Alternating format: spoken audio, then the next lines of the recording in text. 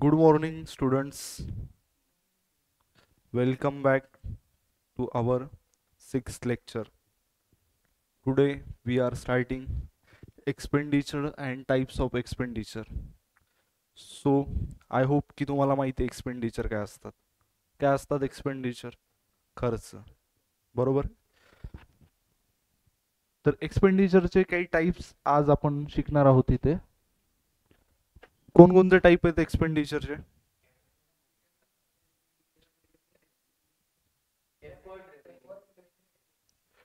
So friends, expenditure पढ़ने से पहले आपने असेट पढ़ा था.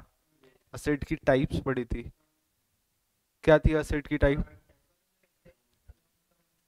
Long term asset, current asset end एक काय होती आणखी?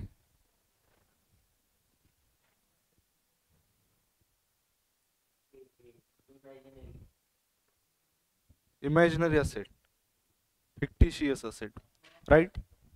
सो तीन टाइप्स पढ़ी थी असेट की हमने. क्या पढ़ी थी? Current asset, fictitious asset. हाँ, करंट असेट यानी कौन सी असेट होती है? कैश में कन्वर्ट कर सके. यानी क्या? The asset which are held in the business for the operating year and can be converted into cash very easily. Convert कर सकते हैं. फिक्स असेट यानी क्या होती है? जो लॉन्ग टर्म के लिए बेनिफिट के लिए होती है. और फिक्टिशियस असेट यानी क्या होती है? Imaginary asset. कि हम क्या करते? इमेजिन कर. क्यों इमेजिन करते?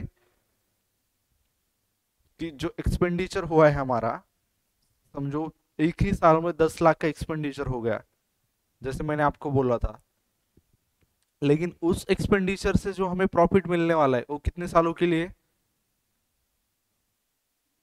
कितने सालों के लिए? 4 से 5 साल का अगर होगा, समझो एक बहुत बड़ा हमने कैंपेन चलाया जिसकी वजह से 4-5 साल एक बिजनेस को प्रॉफिट होने वाला होगा. उस कंडीशन में हम क्या करते हैं? उस एक्सपेंडिचर को फिक्टिशियस असेट के जैसे ट्रीट करते. So friends, let back to our topic, expenditure and types of expenditure.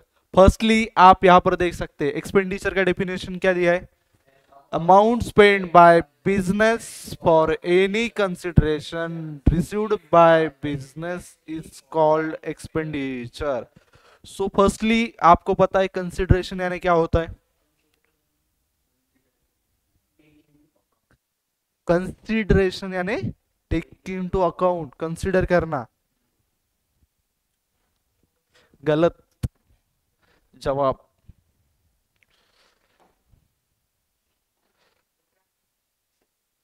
Consideration यानी किस चीज के बदले आपको अगर कोई चीज मिली. हाँ, कुछ अभी समझो आपने फीस दी, उसके बदले आपको यहाँ क्या मिल रहा है? सर्विस मिल रही है. किसी आप शॉप पे गए, आप क्या करते हो? गुड्स परचेज करते हो, उसके बदले क्या करते हो? कैश देते हो. कोई फ्रेंड है समझो जिसने आपकी हेल्प की, बाद में आप क्या करते हो? उसकी हेल्प करते हो. यानी क्या होता है? कंसिडरेशन. उस चीज को क्या बोलते हैं?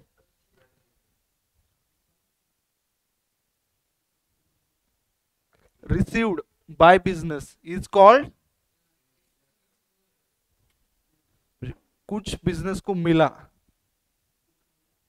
अमाउंट स्पेंड करने के बाद, उसको हम क्या बोलते हैं? एक्सपेंडिचर. एक्सपेंडिचर तीन टाइप की होती है. Capital expenditure, mostly capital expenditure किस चीज के लिए होती है? To acquire fix asset. किस चीज के लिए? एक्वायर. एक्वायर का मीनिंग पता है आपको? एक्वायर यानी क्या? पाना नहीं, परचेस करना. मिलना नहीं, परचेस करना. बच्चा, दो बिछड़े लोग थोड़े इधर मिल जाएंगे फिर से. एक्वायर यानी क्या? परचेस करना.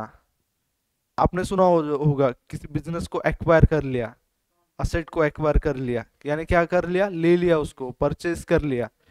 सो फ्रेंड्स, कैपिटल एक्सपेंडिचर यानी क्या होता है? वो एक्सपेंडिचर होता है जिस वजह से हम क्या करते हैं, फिक्स असेट को एक्वायर करते हैं और increase the value of the fix asset. अभी फिक्स असेट को परचेज कर लिया, ये बात तो आपको समझ में आ गई, लेकिन फिक्स असेट की वैल्यू इंक्रीज कैसे की जाती है कैपिटल एक्सपेंडिचर से? कुछ दिमाग लगा सकते हो आप?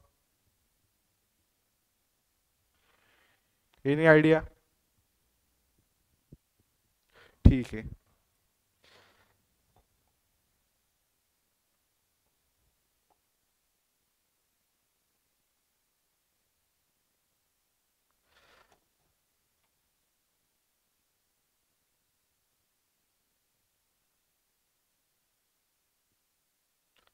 सो फ्रेंड्स समझो,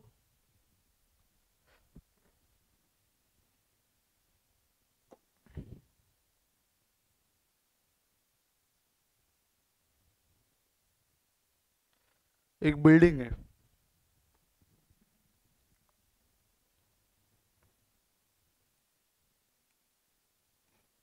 इस फ्लैट की नॉर्मल रेगुलर प्राइस समझो 50 लाख है, इधर 2 BHK की।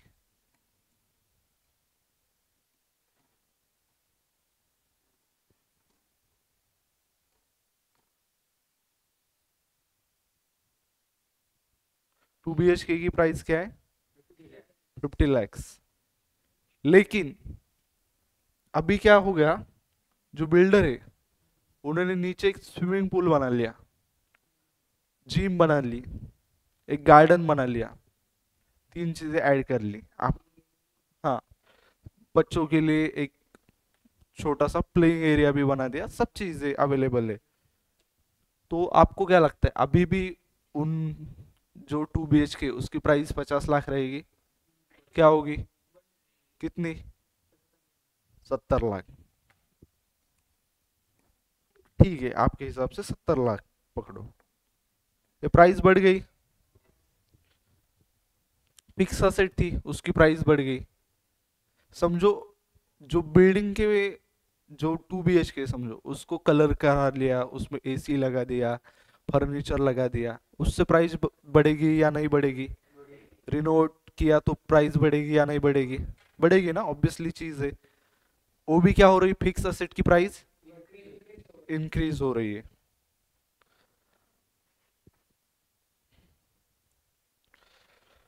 सेकेंड एग्जांपल, एक फैक्ट्री है,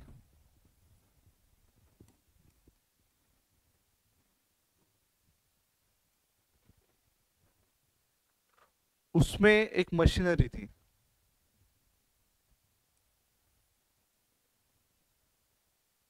एक फैक्ट्री में क्या है, मशीनरी की प्राइस नॉर्मली 50 लाख है, लेकिन इस मशीनरी में समझो कुछ सॉफ्टवेअर इन्स्टॉल कर लिया, या आपण म्हणतो सर्व्हिसिंग केली, काहीतरी अशा टाईपच्या गोष्टी केल्या ज्यामुळे या मशीनरीची जी कॅपॅसिटी होती, कैपेसिटी यानी क्या होता है, गुड्स प्रोड्यूस करने की क्षमता जो होती है वो बढ़ गई। पहले समझो ये क्या करती थी, 10,000 यूनिट प्रोड्यूस करती थी पर डे, ये बढ़ के क्या हो गई अभी, 15,000 हो गई। तो मशीनरी की प्राइस बढ़ेगी या नहीं बढ़ेगी? बढ़ेगी, फिक्स असेट की वैल्यू इंक्रीज होगी, क्योंकि क्या हुआ है, कैपेसिटी इंक्रीज। ये दो चीजें आपको समझ में आ गई। बच्चों, जैसे हमने देखा increase the value of the fix asset, वो भी क्या होता है, कैपिटल एक्सपेंडिचर। जो एक्सपेंडिचर करके मशीनरी की वैल्यू क्या हो रही है, इंक्रीज हो रही है। मशीनरी की यानी फिक्स असेट की वैल्यू इंक्रीज हो रही है, उस एक्सपेंडिचर को हम क्या बोलते हैं, capital expenditure. It gives the benefit for a long period of a time end it is not recurring in nature. Recurring पता है आपको क्या होता है? क्या?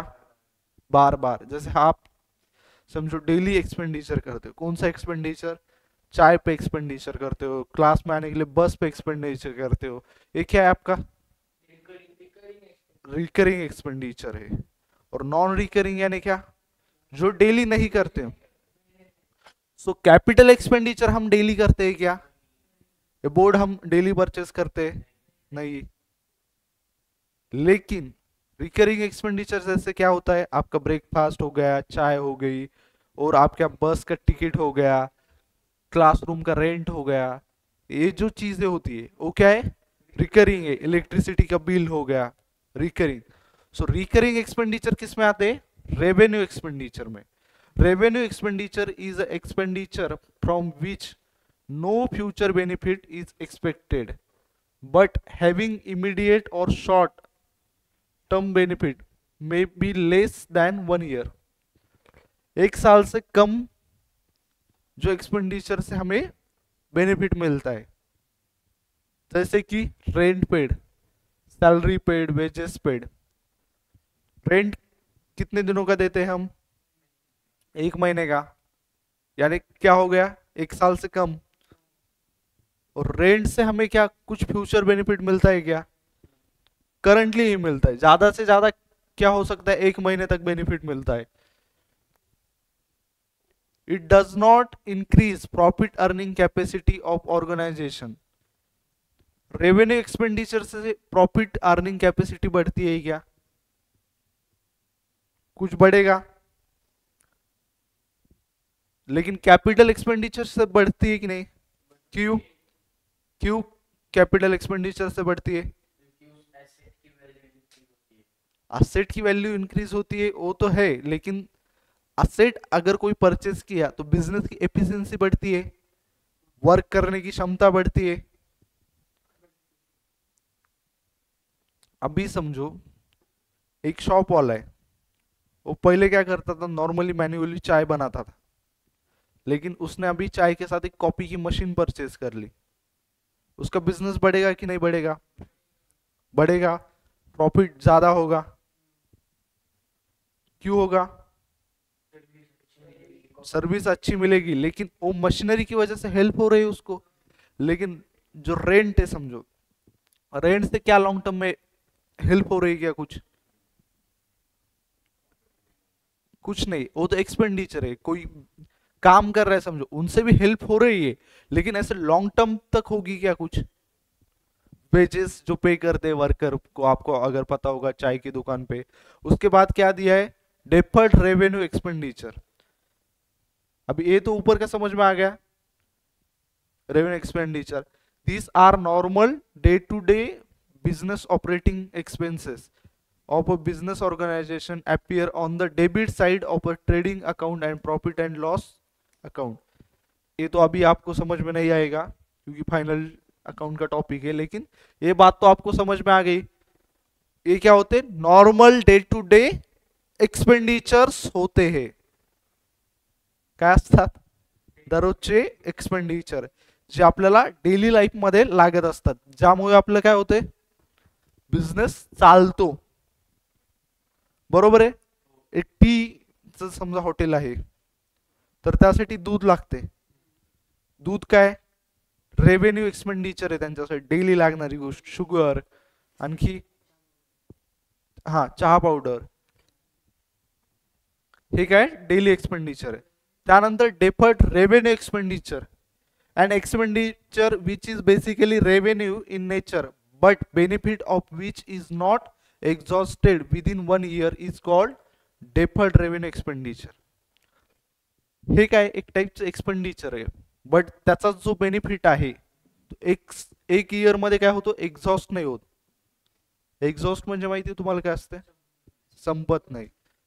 सच expenditure is written off over number of years. Such written off amount is shown on debit side of profit and loss account and unwritten amount is shown in the asset side of balance sheet।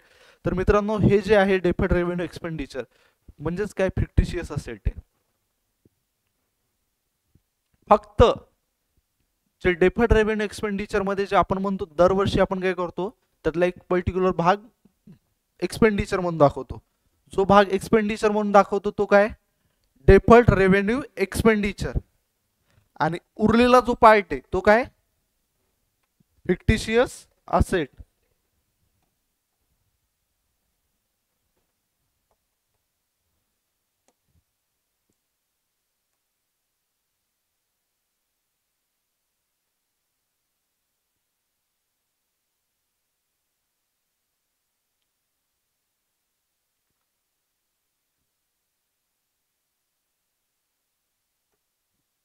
तर बघा, मी तुम्हाला already अगोदर सांगितलं,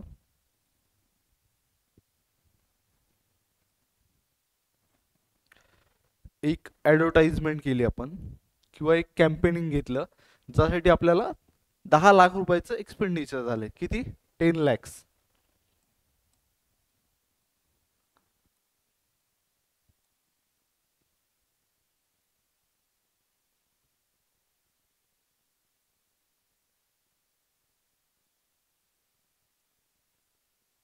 but जो expenditure हुआ था, वो उसकी वजह से जो बेनिफिट मिलने वाला है वो कितने सालों के लिए?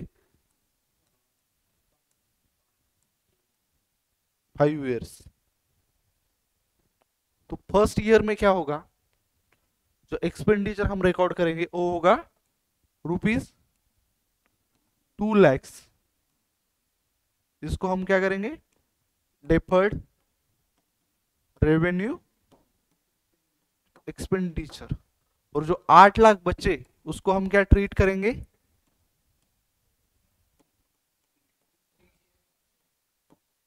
फिक्टिशियस. अगले साल क्या होगा?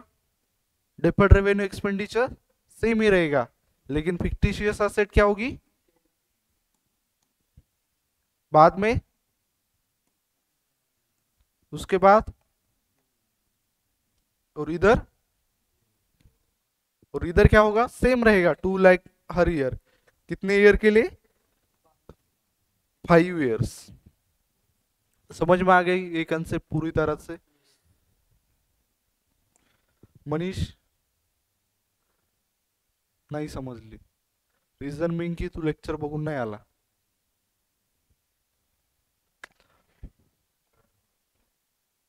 थर्ड नहीं समझलं.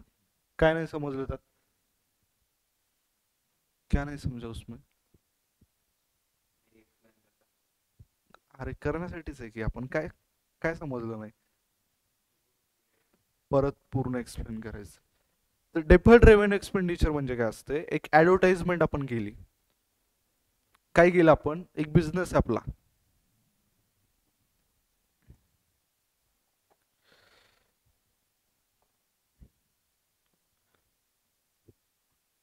एक बिझनेस आहे.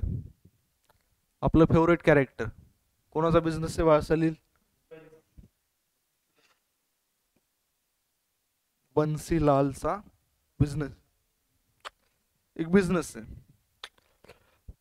बंसीलाल ने सोचा कि यार अपने को एक बहुत बड़ा एडवर्टाइजमेंट बोलो, एक कैंपेनिंग लॉन्च करना है जिसकी वजह से इसका बिजनेस क्या पता चले, घर घर में लोगों को पता चले. इसलिए उसने बहुत बड़ा एडवर्टाइजमेंट कैंपेनिंग चलाया. जैसे आपको पता होगा, एक चीज अगर हो गई बहुत बड़ी, अभी क्या हो रहा है? आईपीएल. कौन किसने स्पॉन्सर किया पता है तुमको? टाटा. वर्ल्ड कप है समझो, उन्होंने टाटा ने स्पॉन्सर किया. वर्ल्ड कप कितने साल में आता है? 5 ईयर में एक बार. ठीक है, 5 वर्षात पकड़ा, 5 साल में एक बार होता है वर्ल्ड कप. एग्जाम्पल के लिए पकड़ो. बंसीलाल ने क्या कर दिया? वर्ल्ड कप को स्पॉन्सरशिप दे दी. आता एखादी मोठी गोष्ट झाली वर्ल्ड कप, चर्चात राहणार किती वर्ष? 4-5 वर्ष चालेल गोष्ट. काय म्हणले? पुढच्या वर्ल्ड कप पर्यंत चालणार. म्हणजे बन्सीलालचा जो आहे बिझनेस, ऍटलिस्ट लोकांच्या पुढचे 5 वर्ष तरी त्याला बिझनेस मध्ये हेल्प होणार. कशामुळे? स्पॉन्सरशिप दिली. आता स्पॉन्सरशिप फ्री मध्ये देता येते का? पैसे लागतात. समजा पकडा बन्सीलालने काय केलं त्यासाठी 10 CR रुपीज दिले. कशासाठी? वर्ल्ड कपच्या स्पॉन्सरशिप साठी. हे एक्सपेंडिचर झालं बन्सीलालच्या कंपनीचं. बन्सीलालचं या वर्षाचं प्रॉफिट आहे 5 लाख रुपये. काय? 5 लाख रुपये त्याची इन्कम आहे समजा. ही काय त्याची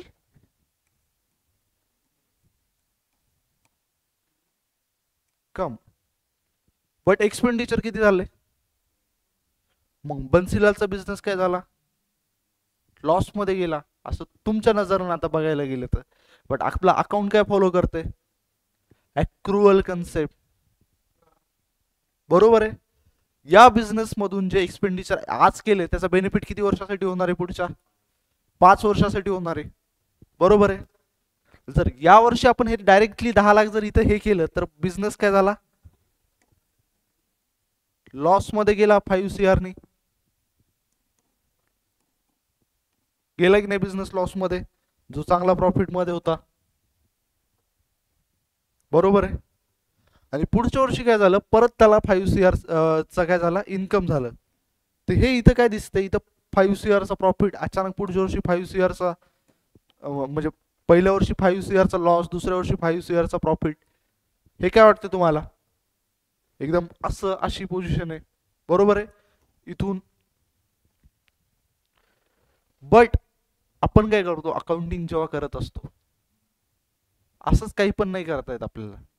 एक मेथड आहे, एक सिस्टमॅटिक वे. सो आपण काय करणार? हे जे 10 lakhs आहे त्याला 5 वर्षासाठी काय करणार? बायफर्केट करणार. प्रत्येक वर्षी आपण काय करणार? एक अमाऊंट आपण एक्सपेंडिचर म्हणून कन्सिडर करणार आणि बाकीचे उरलेला आपण काय कन्सिडर करणार? असेट करणार. का असेट करणार? असेट काय देते आपल्याला?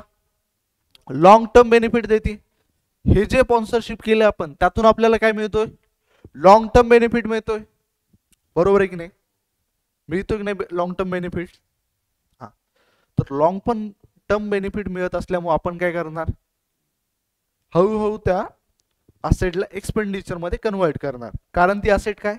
फिक्टिशियस असेट आहे. रिअल मध्ये असेट आहे का स्पॉन्सरशिप? काही दिसते असेट आहे, बट अदृश्य शक्ती आपण म्हणत नाही का? मागे कुणाचा तरी हात आहे, हात दिसत असते का? बरोबर आहे, दिसतो का? तुझ्या मागे कुणाचा हात आहे का? म्हणायला म्हणशील 10 लोकांचा आहे, पण दिसतो का? नाही दिसत ना. तसंच ती काय फिक्टिशियस असेट आहे जी दिसत नसते. सो लक्ष द्या. आता इथे काय झालं? आपण समजा जर 5 CR मध्ये काय केलं? दरवर्षी 2 CR काय केला? फिक्टिशियस असेट म्हणून मायनस केला, तर प्रॉफिट किती झाला?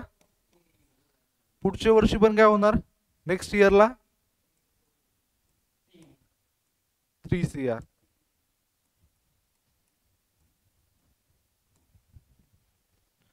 आणि दरवर्षी आपण हे करणार बाय. आता समजलं? इन केस नाही समजलं असेल परत विचार. समजलं का करतो? का करतो आपण तिला बायफर्केट प्रत्येक वर्षी?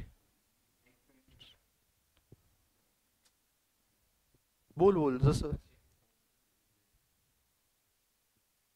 हा, स्पॉन्सरशिप घेतली म्हणून बायफर्केट करतो.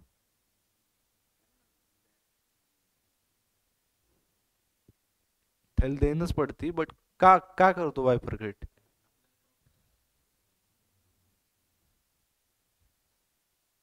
आपल्याला प्रॉफिट व्हायला पाहिजे म्हणून बायफर्केट करतो. इकडे बघ बाळा, जे 10 CR आहेत या वर्षी आपण ते बिझनेस मध्ये काय झालं? एक मोठं एक्सपेंडिचर केले स्पॉन्सरशिप. त्यामुळे काय होतं? आपल्याला लॉंग टर्म मध्ये पण बेनिफिट मिळतोय. असेटची डेफिनेशन काय?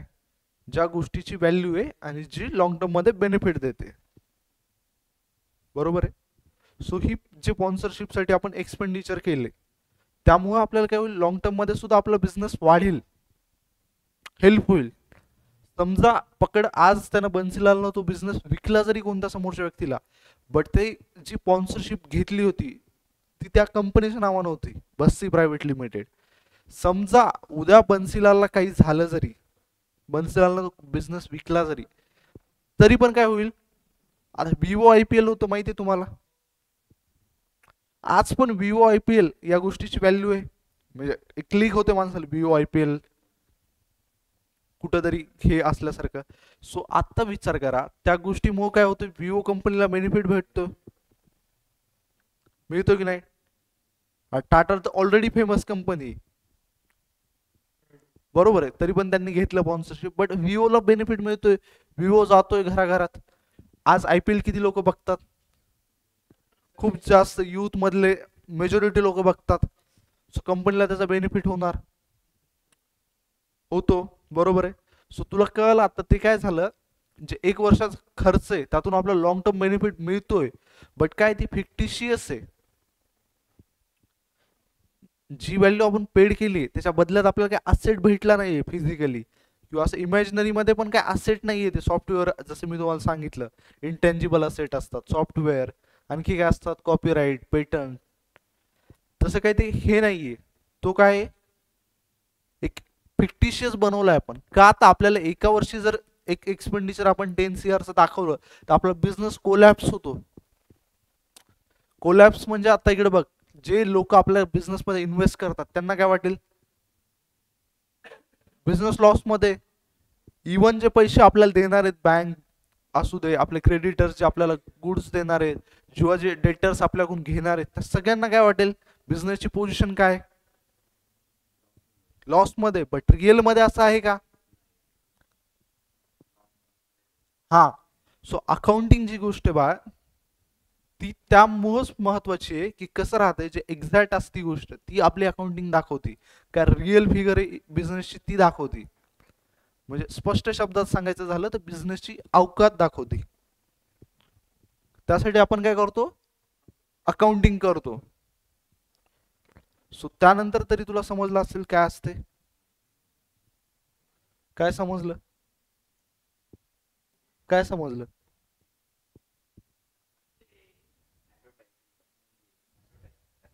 हम्म, हम्म.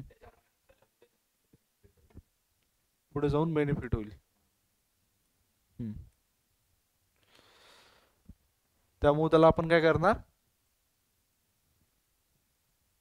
त्यामुळे आपण त्याला काय करणार, त्या एक्सपेंडिचरला काय करणार. ए सलील, काय करतो त्या एक्सपेंड वरच. आणि फिक्टिशियस जे आहे आपलं समजा, तसं डेफर्ड रेव्हेन्यू एक्सपेंडिचर आहे, बरोबर आहे. ते काय असते,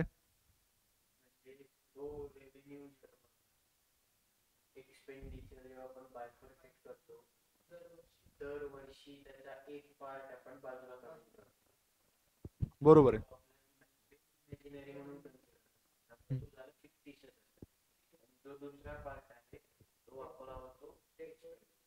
हम्म. आता पुढे दिलंय cash discount and trade discount. माहिती आहे तुम्हाला काय असतो? काय असतो trade discount? Discount is concession. सगळ्यात पहिले डिस्काउंट माहिती आहे का काय असते? Is concession, allowances given by seller to purchaser. There are two types of discount. Trade discount, it is an allowance given on the catalog price or list price of the goods. This discount is allowed at the time of purchase or sale of goods. Value of goods purchased and sold received is net value payable is after the deduction of the amount of trade discount allowed. If the goods of worth 1000 are sold at 5% trade discount, the value of the goods that will be recorded will be 950 both by the purchaser and the seller, not 1000. Hence trade discount is does not appear in the books of account separately. तर बाळांनो, तुम्हाला माहिती आहे का, तुम्ही कोणत्या पण शॉपला जर क्लॉथच्या गेले असाल तर त्यावर एक प्राइस लिहिलेली असते. काय असते? काही पण असते समजा एक त्यांची प्राइस. त्यानंतर ते काय करतात, बिना मागता तुम्हाला एक डिस्काउंट देतात. तुम्ही मागत असता का 10% डिस्काउंट द्या? कोणी पण बिझनेस देते. का देत असेल? असं जस्ट द्यायचं म्हणून, सेल्स वाढावं म्हणून. बाकीचे काही रिझन असतात, तुम्ही बघितलं असेल 50% ऑफ, 70% ऑफ. रिअल मध्ये ऑफ देतात का? काय करतात ते? ऑलरेडी ती प्राइस काय केलेली राहते, त्यांनी इन्क्रीज केलेली असती, त्यांना पाहिजे. आणि त्यांना ज्या प्राइस मध्ये विकायचं असते ते डिस्काउंट कापून ऑलरेडी ती प्राइस तिथं असते. सो जे मोठमोठे हे जर ट्रेड डिस्काउंट म्हणजे काय, दिल्यासारखा दाखवायचा आणि रिअल मध्ये काही द्यायचं नाही. ऑलरेडी त्यांना माहिती आहे समजा काय प्राइस मध्ये विकायचे, बट जस्ट त्याच्यावर डिस्काउंट. समजा एक पेन आहे 5 रुपयाला आहे, 10 रुपयाला विकतो असं दाखवायचं, 50% ऑफ म्हणायचं, 5 रुपयाला घ्या. म्हणजे अल्टिमेटली ती 5लाच विकायची होती तुम्हाला. बट जस्ट तुम्ही काय केलं, तिची प्राइस इन्क्रीज केली. हे आपल्या बुक्स मध्ये दिले का असं केले म्हणून अकाउंट मध्ये नाही, हे जस्ट मी तुम्हाला सांगतो. तर बाळांनो, ट्रेड डिस्काउंट सगळ्यात मोठा स्कॅम असते, माहिती ना तुम्हाला. त्या रिअल मध्ये कोणता डिस्काउंट देत नसतात, काही नसते. इवन तुम्ही कुठं जर बघितलं, बिग बाजार सेल, अमेझॉन सेल, ए सेल, ओ सेल चालूच असते. 70% ऑफ, 90% ऑफ, ये ऑफ ते ऑफ, पण रिअल मध्ये काही ऑफ बीफ नसते. तर इकडे बघा, त्यामुळे जो ट्रेड डिस्काउंट असतो ते आपल्या बुक्स ऑफ अकाउंट मध्ये पण आपण रेकॉर्ड नाही करत, कारण ते डिस्काउंट नसतेच. तर तुम्हाला समजलं का ट्रेड डिस्काउंट काय असते? काय असते? जो कॅटलॅग प्राइस वर दिला जातो, list price of goods were दिला जातो. जी प्राइस वाढवलेली म्हणजे त्यावर लिहिलेली जी असती प्राइस, त्यावर आपण हे करतो. बरोबर आहे? समजलं? त्यानंतर खाली दिलाय काय? Cash discount. It is the amount deducted from the final amount due at the time of receipt. It is the concession given by encouraging prompt payment. आता तुम्हाला माहिती आहे, एक असतं ट्रेड डिस्काउंट आणि दुसरा असतो कॅश डिस्काउंट. काही काही वेळा जर तुम्ही क्लासेसमध्ये ऍडमिशन घ्यायला गेले, तर तुम्हाला असं म्हणलं जातं की आपली समजा टोटल फीस 40,000 आहे, बट तुम्ही जर आज दिली किंवा 5 दिवसात दिली तर तुम्हाला 35,000, किंवा बा एक पेमेंट मध्ये तुम्ही दिली तर 35,000, 2 इन्स्टॉलमेंट मध्ये दिली तर 40,000. हा जो डिस्काउंट असतो तो ओरिजिनल डिस्काउंट असतो. खरंच कमी करतात. का कमी करत असतील? इनकरेजिंग प्रॉम्प्ट पेमेंट, लवकरात लवकर पैसे यावं. बरोबर आहे? It is amount deducted from the final amount due at the time of. Trade discount आपण जेव्हा ट्रान्झॅक्शन पास होते तेव्हाच देत असतो. म्हणजे आपण जर क्रेडिटवर जरी परचेस करत असेल तरी ट्रेड डिस्काउंट भेटतो. बट कॅश डिस्काउंट कधी भेटतो? जेव्हा तुम्ही पेमेंट करत असता ऍक्च्युअल, तेव्हा भेटतो. It is given either for the spot payment. Spot म्हणजे काय माहितीये? On the spot, or for payment within a specific period. Cash discount is calculated after deduction of trade discount, since it is the loss of seller and gain of cash discount is appear in the books of.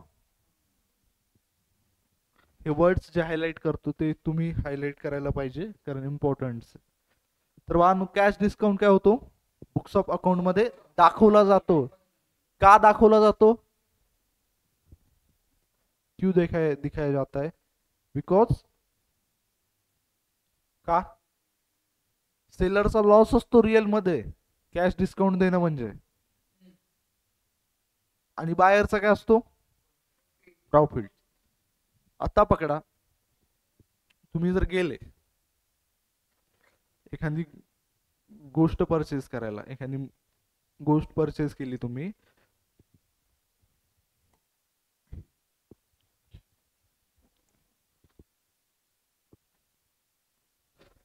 परत आपला काय आहे favourite character?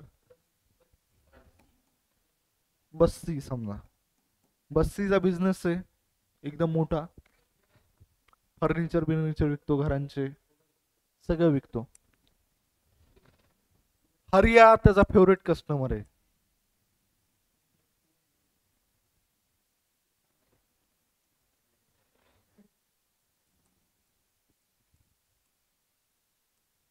हरिया Bassi private लिमिटेडचा favourite customer. तर काय झालं, हरिया जुना कस्टमर आहे, बस्सी प्रायव्हेट लिमिटेड मधून प्रत्येक गोष्ट विकत घेतो.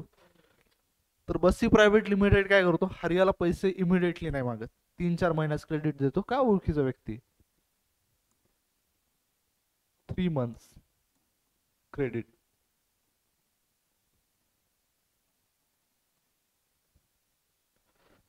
3 महिन्यात 3 महिन्यात काय दिले? क्रेडिट दिले.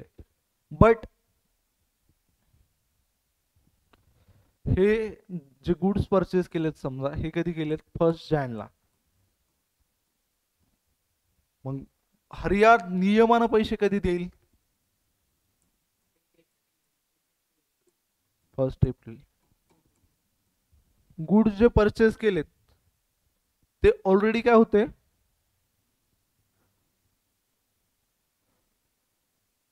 1 लाख रुपयाचे होते. यांनी काय केलं, त्याच्यावर डिस्काउंट दिला. किती दिला? 10% पकडा. किती झाला?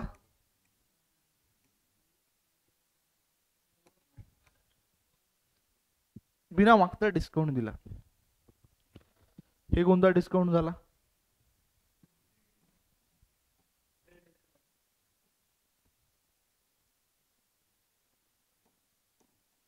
आता प्राइस किती झाली? 90,000. बट काय झालं, 28 तारखेला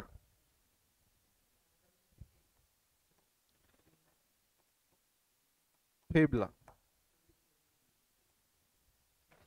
28 फेबला काय झालं, बस्सी प्रायव्हेट लिमिटेडला पैशांची खूप जास्त गरज पडली. त्यांनी हरियाला एक ऑफर दिली. काय ऑफर दिली? की आज जर तुम्हाला पैसे दिले इमिडिएटली, तर तू काय कर, तुला 5,000 रुपयाचा डिस्काउंट देतो. हा, तो डिस्काउंट पर्सेंटेज मध्ये पण असतो, कॅश डिस्काउंट. तर पर्सेंटेज कशाचा असेल तुम्हाला काय वाटते? या गोष्टीवर पर्सेंटेज मध्ये कॅल्क्युलेट करणार का या प्राइसवर? हा, 90,000 वर कॅल्क्युलेट कर. सो इकडे बघा, जे 5,000 रुपये डिस्काउंट दिला, त्यानंतर प्राइस किती झाली?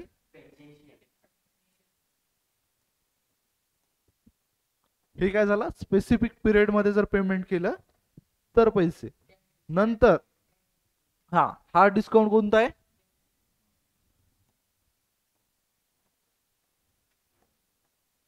Cash discount.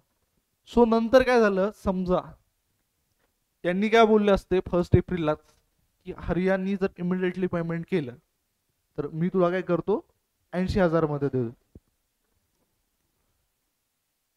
ते 10,000 पण काय झाला, कॅश डिस्काउंट झाला. बिझनेस साठी हा काय झाला, लॉस झाला. ऍट द सेम टाइम हरियासाठी काय झाला, प्रॉफिट झाला. हरियाचा काय होतोय, फायदा होतोय. बरोबर आहे.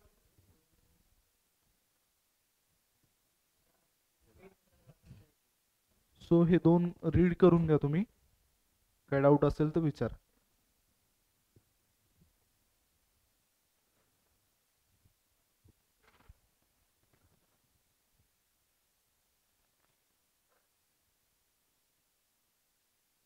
Was by.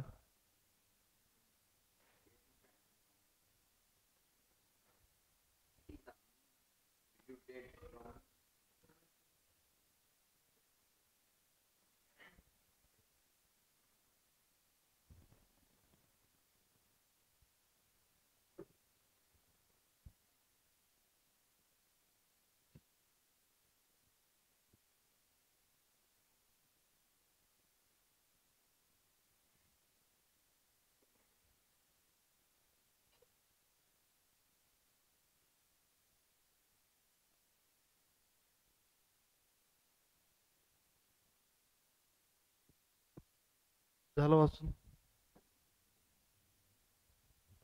तर इकडे लक्ष द्या.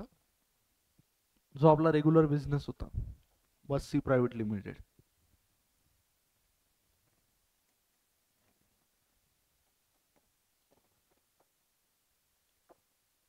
असेट आणि लायबिलिटी ही कन्सेप्ट झाली ऑलरेडी आपल्या अगोदर, माहिती आहे. सो बस्सी प्रायव्हेट लिमिटेडचे काय आहेत, 10 CR चे असेट आहेत. काय तर, आणि लायबिलिटी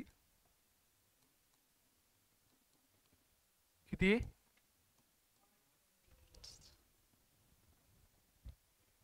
तर बस्सी प्रायव्हेट लिमिटेड या टाइमला काय पे करू शकते लायबिलिटी का लायबिलिटी पेक्षा कर्जापेक्षा मालमत्ता जास्त इनडायरेक्टली सो काय करू शकते पे करू शकते पोझिशन चांगली बिझनेसची म्हणजे काय याला इंग्लिश मध्ये आणि अकाउंटिंग टर्म मध्ये वर्ड काय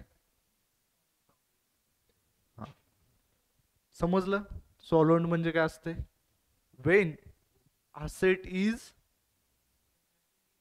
excess than liability हा तर काय असते इक्वल पण असलं तरी सॉल्वंट पोझिशन याच्या अपोजिट मध्ये काय असेल इनसॉल्वंट हा 8 CR काय असेट लायबिलिटी काय 10 CR म्हणजे ही काय पोझिशन आहे बिझनेस साठी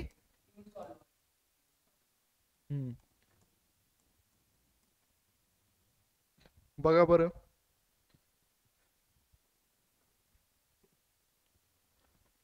if a person asset more than its liability or equal to his liability he is a solvent person is a financially sound is in a position to pay off all his debts म्हणजे माहिती आहे कर्ज इथे एक example दिलंय बघा example a persons total asset have been calculated to 50 lakh and his total debt were 30 lakh since he is person to pay position in sound he is able to pay all of his debt therefore he is solvent त्यानंतर दुसरं काय दिलंय insolvent a person whose liability are more than काय liability is more than his asset is an insolvent person such person liability are more than his म्हणजे काय त्याची liability त्याच्या asset पेक्षा काय जास्त तुम्हाला माहिती आहे इनसॉल्वंट पर्सनचं एक्झाम्पल कोणतं अनिल अंबानी इनसॉल्वंट झाले सॉल्वंट कोण आहे तुम्ही आहात मी आहोत कर्जापेक्षा मालमत्ता जास्त आहे समजलं इझी पॉइंट आहे रीड करू शकता इथे एक्झाम्पल परत काय दिले टोटल असेट और property have been calculated to 20 lakh and his total debt is 3 lakh and if he is not in a position to get any amount from any source and if declare course is satisfied then he will be declared as insolvent असं मनानं कोणी म्हणू शकत नाही की बा मी इनसॉल्वंट आहे court declare करते हे पण झाले आपलं अकाउंटिंग इयर गुडविल पण झाले तर ह्या आपण टर्म शिकूया आज प्रॉफिट काय असतो सगळ्यात बेसिक गोष्ट फायदा लॉस काय असतो तोटा हे काय झालं मराठीत झालं रिअल मध्ये काय इंग्लिश मध्ये काय दिले selling price of goods is more than cost price म्हणजे काय माहितीये त्याला कॉस्ट प्राइस म्हणतात बा अरे क्या सीए बनेगे रे तुम इकडे लक्ष द्या सेलिंग प्राइस म्हणजे काय असते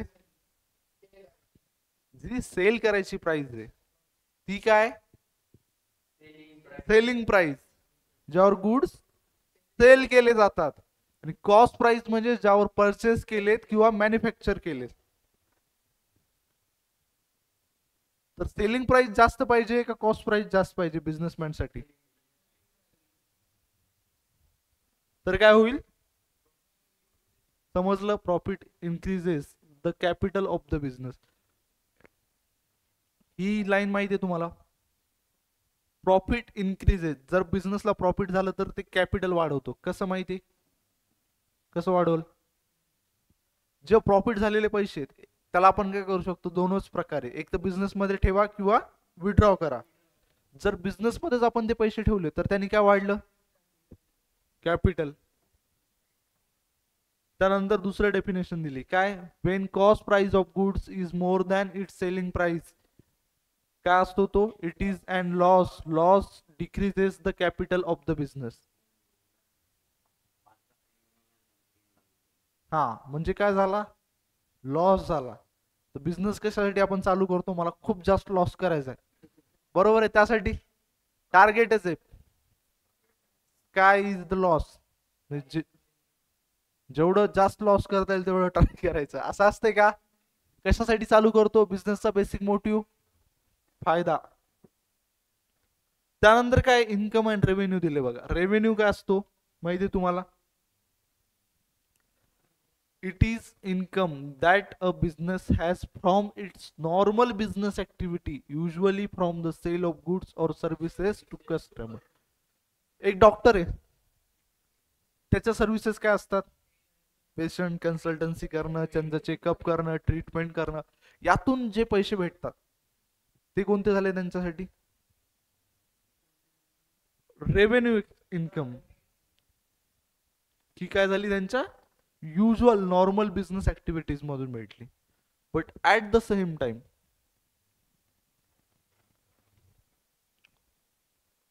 हॉस्पिटलचं टाईप आहे एक लॅबोरेटरी सोबत. लॅब माहिती तुम्हाला काय असते, लॅबोरेटरी काय असते, ब्लड सॅम्पल्स हे ते सगळ्या गोष्टी होतात.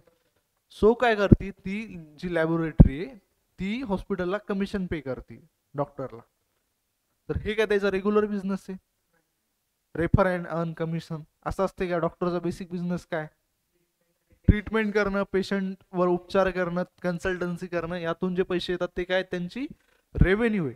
बट इन्कम काय असती, हा. तर इथं काय झालं, आता समजा जी कमिशन आहे ते पण इन्कम झाली, सोबत त्यांचे काही पैसे समजा डॉक्टरचे कशामध्ये बिझनेसचे पैसे असले, त्यांनी बँकेत एफडी केली बिझनेसच्या नावानं, त्यावर जो इंटरेस्ट मिळतोय ते पैसे काय झाले, इन्कम झाली. सोबत काय झालं, आणखी पैसे उरले होते त्याचे स्टॉक घेतले, माहिती स्टॉक शेअर मार्केटवर असतात, रिलायन्सचे, अदानी. तर त्यांचे स्टॉक घेतल्यानंतर त्याच्यावर काय झालं, डिव्हिडंड भेटला. डिव्हिडंड माहिती काय असतो सलील, काय असतो,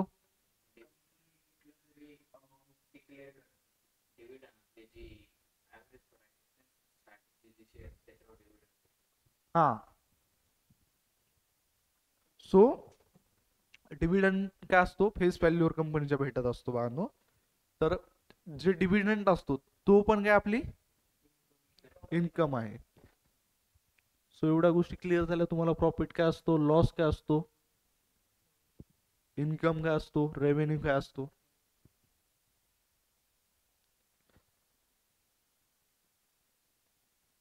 त्यानंतर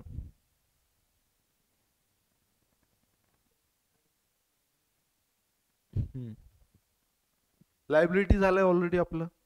काय असते liability,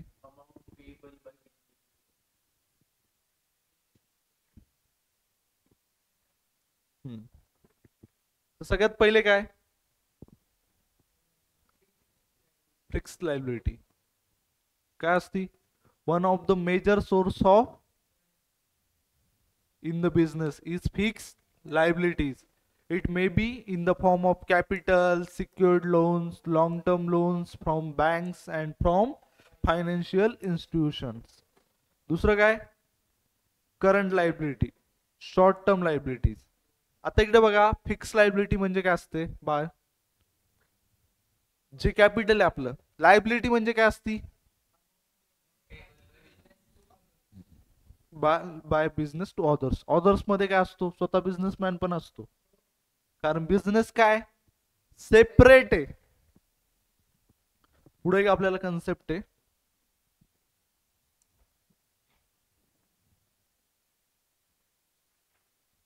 business entity.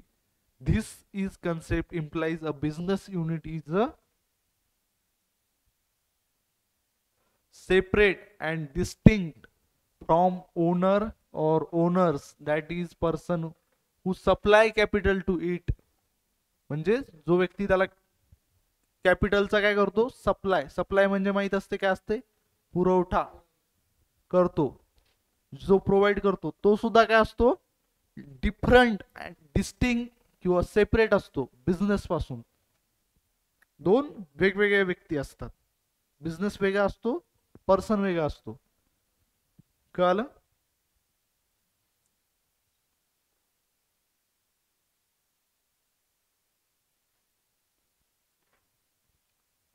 So fix liability म्हणजे काय असतात? One of the major source of fund in the business is fix liability. It may be in the form of capital, secured loans. Liability म्हणजे काय? जे अमाऊंट आपल्याला पे करायचे. आत्ता जे कॅपिटल असते, मी तुम्हाला काय म्हणलो ते 1 वर्षाच्या आत पे करायचे आपल्याला. 1 वर्षाच्या आत पे करायचं. लॉंग टर्म असते. मध्ये जेव्हा बिझनेस कधी गरज पडली तर कॅपिटल विड्रॉ करतो. त्यानंतर सिक्युर्ड लोन असतात. लोन माहिती आहे तुम्हाला, बिझनेस स्टार्ट करण्यासाठी लोन जे घेतले जातात ते 1 वर्षाच्या आत पे करायचे असतात का? लॉंग टर्मचे लोन असतात. Secured loan, long term loans from the bank, financial institution, ते काय झाले? फिक्स लायबिलिटीज मध्ये आले. जे आपण काय करतो, लॉंग टर्म साठी यूज मध्ये घेतो बिझनेसच्या. त्यानंतर आलंय करंट लायबिलिटी. करंट लायबिलिटी म्हणजे काय असते? जसं करंट म्हणजे काय? चालू. शॉर्ट म्हणजे सध्या. शॉर्ट म्हणजे काय? लगेच आपण जे पे करायचे. काय?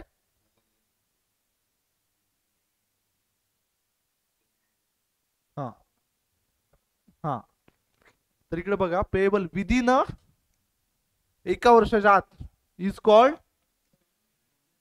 current liability. Current liability arise in a regular current operation of the business. These liabilities are not normally secured. इथं काय दिलंय? Regularly current operation. आता करंट लायबिलिटी म्हणजे काय असते? रेंट पण असतो करंट लायबिलिटी मध्ये, माहिती आहे तुम्हाला का? तू तू पे करायचा आपल्याला. जर तो पण कधी जेव्हा आता ड्यू राहिला तर करंटली पे केला तर एक्सपेंडिचरच होते ते. बट जर तो राहिला तर तो काय होतो? लायबिलिटी बनतो, जर द्यायची राहिली. त्यानंतर काय? क्रेडिटर. क्रेडिटर मी तुम्हाला ऑलरेडी सांगितलं काय असतो. क्रेडिटर कोण असतो? कोण असतो मनीष? कोण असतो क्रेडिटर? ज्याचा बिझनेस असतो तो क्रेडिटर असतो. सलील, कोण असतो क्रेडिटर?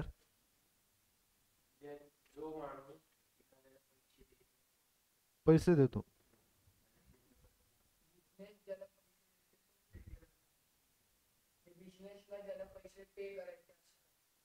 बिझनेसला ज्याला तो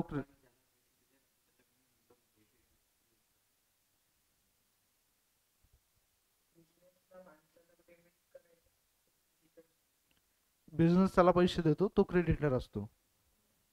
बरोबर आहे वरद. तर बाळांनो, क्रेडिटर कोण असतो? ज्याला बिझनेस पैसे पे करणार असतो. आणि मेनली क्रेडिटर कोण असतो? जो गुड्स सप्लाय करतो. काय करतो? गुड्स सप्लाय करतो. बिल्स पेबल मी तुम्हाला सांगितलं, एक पुढं टॉपिक आहे, जास्त तुम्ही लोड घेऊ नका. जसं क्रेडिटरनी एक काय करतो, डॉक्युमेंटवर लिहून देतो या दिवशी पैसे देणार. मग ती पण काय झाली? एक करंट लायबिलिटी झाली. त्या तारखेला पैसे देणे लागतील. बरोबर आहे. शॉर्ट टर्म लायबिलिटी झाली. जसं ऑलरेडी आपण हरियाच्या केसमध्ये बघितलं काय असते, 3 महिन्यानंतर तो पैसे देणार. आता तिथं जर डॉक्युमेंट ऍग्रीमेंट बनवलं असतं एक, तर त्याला काय म्हणतात? Bills payable. तो पण काय झाला? एक शॉर्ट टर्म लायबिलिटी झाला, लगेच आपल्याला पे करायला लागती. ह्या सगळ्या गोष्टी तुम्हाला क्लिअर झाल्या? बाय घरी जाऊन रिव्हिजन करायचं, तेव्हाच आपल्याला समजेल. IPL ची मॅच बघायला आपल्याकडे वेळ, आपल्याकडे सगळ्या गोष्टीसाठी वेळ. आणि तुम्हाला माहिती आहे ना, आता हे आत्ताच होत असते, नंतर याचा टाइम नसतो. परत कुणी सांगणार पण नाही, एकदा तुम्ही गेले इथून. त्यानंतर काय?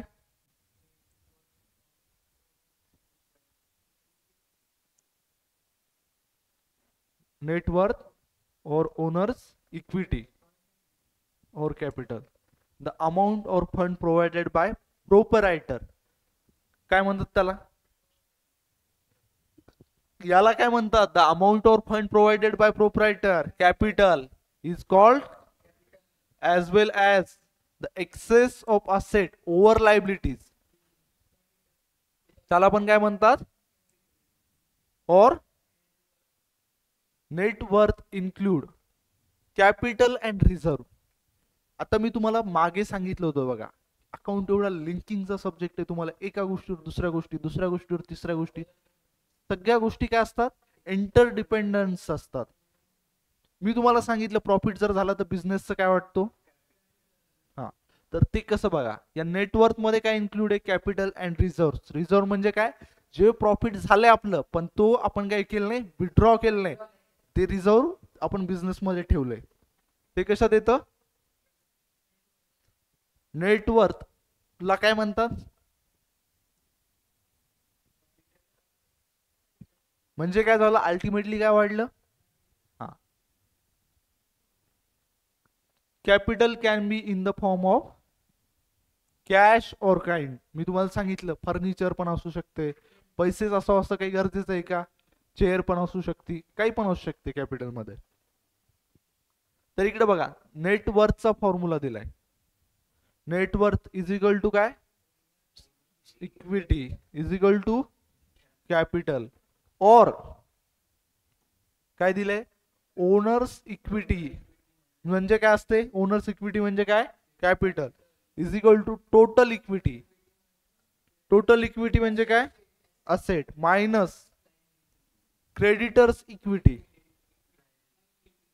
म्हणजे काय? लायबिलिटी. बाय मनीष समजते तुला? त्यानंतर काही एक्झाम्पल दिलेत आपल्याला 3. काय दिलेत? सगळ्यात पहिलं काय दिलंय? If capital of the business is 4 lakh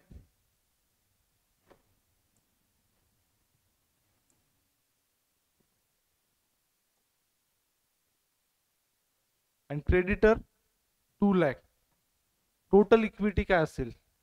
then total equity. आता इकडे बघा, तुम्हाला एक गोष्ट माहिती काय? Capital plus creditor. क्रेडिटर म्हणजे काय असते?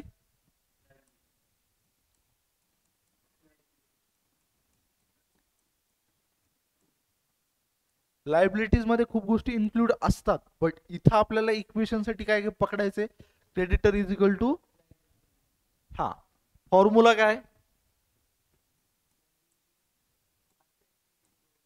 कोणते? Total asset is equal to capital plus liability.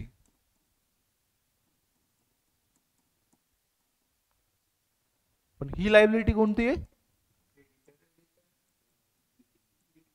Creditors equity म्हणा किंवा क्रेडिटर्स लायबिलिटी म्हणा. तर इकडे बघा, इथं किती दिले? 4 लाख प्लस किती?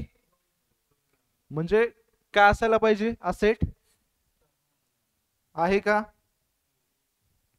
हा जर क्वेश्चन एक्झाम मध्ये एवढा सोपा जर तुम्हाला 1-2 मार्काला येत असेल आणि तुम्हाला खरंच नाही करता आला, तर तुम्ही काय करायला पाहिजे? एक वाटीवर पाणी घ्यायचं, बुडून मारायचं. बरोबर आहे ना? त्यानंतर दुसरं काय दिलंय? If the total asset are किती आणि कॅपिटल 1 लाख, म्हणजे किती असायला पाहिजे? Creditors liability 50,000. डोळे झाकून असं सांगता आलं पाहिजे. त्यानंतर पुढचं काय? If the total asset of the business are 5 lakh and outsiders liability is 2 lakh, then owners capital किती? 3 lakh. आउटसाइडर्स लायबिलिटी म्हणजे काय? आउटसाइडर कोण आहे? क्रेडिटर आहे. आउटसाइडर म्हणत आपण म्हणतो काय म्हणतो? बाहेरचा. माहिती ना तुम्हाला? आउटसाइडर आहे तू, म्हणजे काय? इथला नाहीयेस. तसं बिझनेस मधला कोण नाहीये? क्रेडिटर नाहीये. तो ओनर्स कॅपिटल विल बी किती? बानो, हे सिंपल क्वेश्चन होते, करता आले तुम्हाला का? मला वाटतं सगळ्यात जास्त वरदला येत असतील. का? तर तू क्लासला रेग्युलर होता, तू नव्हतास. आणि तू तर सो बाळांनो, जी बेसिक, तरी पण हे क्वेश्चन तरी जमू शकतात तुम्हाला ऍटलिस्ट इझिली. एवढे इझी आहेत आणि एवढंच इझी अकाउंट्स आहे जर तुम्ही पहिल्या दिवसापासून असाल तर. एवढंच इझी. जस्ट बिकॉज कसे लोकांमध्ये फिअर घातलं जातंय की यार खूप डिफिकल्ट सब्जेक्ट आहे, सीए खूप डिफिकल्ट आहे, असं आहे तसं आहे. बट ते पोरग 11वीला क्लासमध्ये गेलेलं नसते, त्याला असेट माहीत नसती, त्याला लायबिलिटी माहीत नसती. असेल जरी, जो तुम्हाला क्वेश्चन विचारला कोणता, डेफर्ड रेव्हेन्यू एक्सपेंडिचर, इव्हन तुम्ही बीकॉमला पण ट्राय करा, मोस्टली स्टुडंटला माहीत पण नसेल काय असते. खूप लोकांना टाइप्स पण माहीत नसतील. त्याचं रिझन काय, लोक सिरियसली तेवढं नाही घेत. आणि हा जो सिलेबस दिलाय, जो स्ट्रक्चर डिझाईन आपलं 11-12चं, मी तुम्हाला फर्स्ट डेला सांगितलं होतं काय आहे ते, फाउंडेशन नाही तुमचं. जेव्हा तुम्ही पुढचं एज्युकेशन स्टार्ट करसाल तेव्हा ते ॲझ्युम असेल की तुम्हाला ह्या गोष्टी येत आहेत आणि त्या बेसिसवर पुढची तुम्हाला सिलेबस असेल, टीचिंग असेल, तुम्हाला ह्या बेसिक गोष्टी सांगितल्या नाही जाणार. आणि ह्या जर तुमच्या मजबूत असतील तर तुम्ही काय करसाल, एक कॉन्फिडन्स असेल लाईफमध्ये, सगळ्या गोष्टी तुमच्या व्यवस्थित होतील. सो बाळांनो, काय करायचं आता, घरी जाऊन रिवाइज करायचं. अवघड आहे का काही, आतापर्यंत आपण काही असं खूप मोठं काही घेतलेलं नाहीये. मोठं इन द सेन्स खूप जास्त तुम्हाला हे होईल. हा, आणि तुम्हाला सांगायचं तर मी तुम्हाला पहिले पण सांगितले, हा टॉपिक संपवायला इथले 4 लेक्चर लागतात. बट आपलं एवढं स्लोली का घेतोय, प्रत्येक गोष्ट का समजून सांगतोय, इन फ्युचर ही गोष्ट खूप बेसिक आहे आणि प्रत्येक गोष्ट लिंक आहे. बरोबर, ज्या ज्या टॉपिकमध्ये जिथं जिथं लिंकिंग आहे, प्रत्येक जागी मी तुम्हाला लिंक करून सांगतोय बा, हे याच्यावर डिपेंडंट आहे. सांगायला का पहिल्या दिवशी मी तुम्हाला ती डेफिनेशन शिकवताना ती डेफिनेशन शिकवली असती, feature of book keeping. But तिथं पण मी तुम्हाला काय पहिले शिकवलं, asset and liability. Just because की बा कन्सेप्ट क्लिअर असतो. आणि असं जर तुम्ही अकाउंटिंग शिकल्या तर तुम्हाला काय वाटेल, खूप इझी गोष्ट आहे.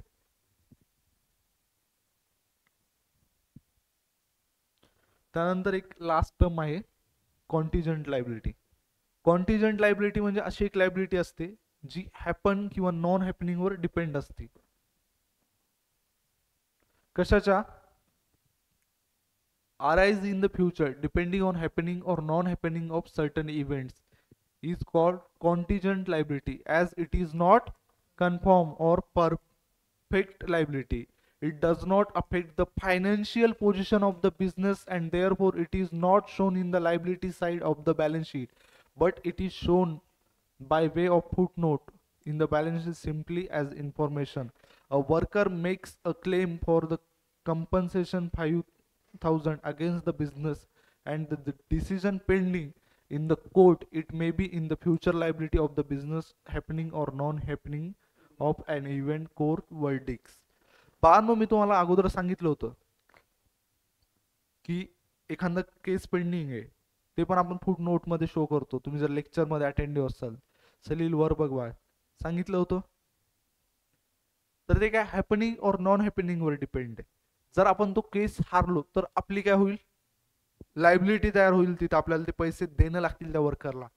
बट नाही जर हारलो तर काय, नाही द्यायची गरज. म्हणून ती लायबिलिटी काय, डिपेंडंट आहे कशावर, फ्युचर इव्हेंट, ज्या जी हॅपनिंग और नॉन हॅपनिंग ऑफ फ्युचर इव्हेंटवर काय डिपेंड आहे. समजलं, त्या लायबिलिटीला काय म्हणतो, जिएंट लायबिलिटी. तुम्ही काय केलं, एखाद्या सोबत शर्यत लावली, पैज मराठीत, कशाची लावली, IPL समजा 5 दिवसाखाली लावली होती. काय होतं ते, T20 वर्ल्ड कप. त्यामध्ये तुम्ही प्राइस लावली की एक म्हणला यार ऑस्ट्रेलिया जिंकल, दुसरा म्हणला 10-12 दिवसाखाली समजा पकडा, जेव्हा सगळ्याच टीम होत्या याच्यामध्ये, एक म्हणला इंडिया जिंकेल. आता तुम्ही इंडिया म्हणला, समोरचा म्हणला साऊथ आफ्रिका समजा किंवा ऑस्ट्रेलिया. दोन पॉसिबिलिटीज आहेत. काय पॉसिबिलिटी, जिंकू शकते, बट तुम्ही जर इंडिया म्हणलाय तर तुमची लायबिलिटी कधी अराईज होऊ शकते, जेव्हा साऊथ आफ्रिका जिंकली तर.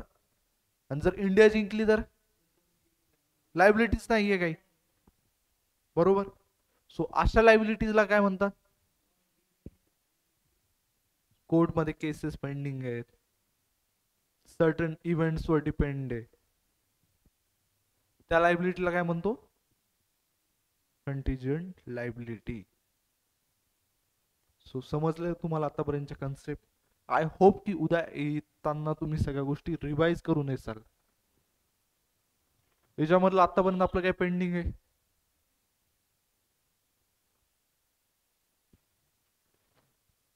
उद्या येताना पेज नंबर 11चा या पार्ट पर्यंत सगळं काय करून यायचं? हा, पहिल्यापासून रिवाइज करून यायचं. Thank you so much students. I hope की तुम्ही घरी जाऊन रिवाइज करसाल.